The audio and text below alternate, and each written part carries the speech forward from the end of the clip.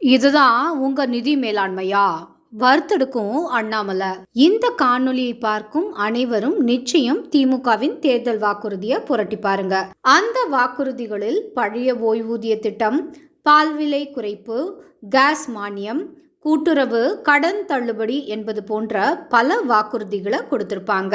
அதே சமயம் தமிழகத்தில் 9 லட்சம் கோடி கடன் சுமை இருக்கிறது என்றும் அதனை படிப்படியாக குறைக்க பாடுபடுவோம் என்றும் கூறியிருப்பாங்க.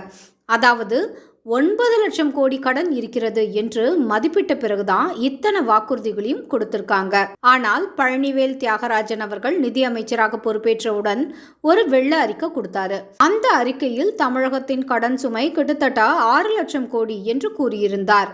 இப்போது அவர்கள் வழிக்கே வருவோம். 9 லட்சம் கோடி கடன் சுமை என்று நினைத்த போதே இவ்வளவு வாக்குறுதியை கொடுத்த நீங்க வெறும் 6 லட்சம் கோடி தான் கடன் சுமை என்றால் இன்னும் எவ்வளவோ செய்திருக்கலாம் இல்லையா? ஆனா அண்ணாமலை அவர்கள் என் மண் என் மக்கள் பாத யாத்திரையில் பேசிய புள்ளி விவரங்கள் ஒவ்வொரு தமிழனின் மனதிலும் ஆயிரம் கேள்விகளை எழுப்பியிருக்கு. இப்போது வரை 8 லட்சம் கோடிக்கும் அதிகமாக தமிழகத்தின் கடன் சுமை அதிகமாகி இருக்கு.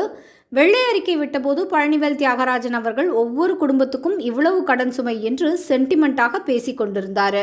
இன்று அதே பாணியை கையில் எடுத்தார் அண்ணாமலை. தமிழ்நாட்டில் ரேஷன் அட்டை வைத்திருக்கும் ஒவ்வொருவரின் தலை மீதும் 3.81 லட்சம் கடன் சுமை இருக்கிறது என்று புள்ளி விவரம் மூலமாக திமுகவை புரட்டி எடுத்தாரு. அதே சமயம் டாஸ்மாகின் இந்த ஆண்டு டார்கெட்டான 52,000 கோடியை பற்றி விமர்சிக்கவும் அண்ணாமலை தயங்கல. வாய்க்கு வந்ததெல்லாம் வாக்குறுதியா கொடுத்துவிட்டு மக்களை ஏமாற்றி விடலாம் என்று நினைத்து கொண்டிருந்த திமுக அண்ணாமலை இப்படி தோண்டி எடுத்து அடிப்பார் என்று கொஞ்சம் கூட எதிர்பார்க்கல. அண்ணாமலை மக்கள் மனதில் ஒரு புள்ளி வைத்து விட்டார். இனி மக்களே கேள்வி கேட்க துவங்கிடுவாங்க.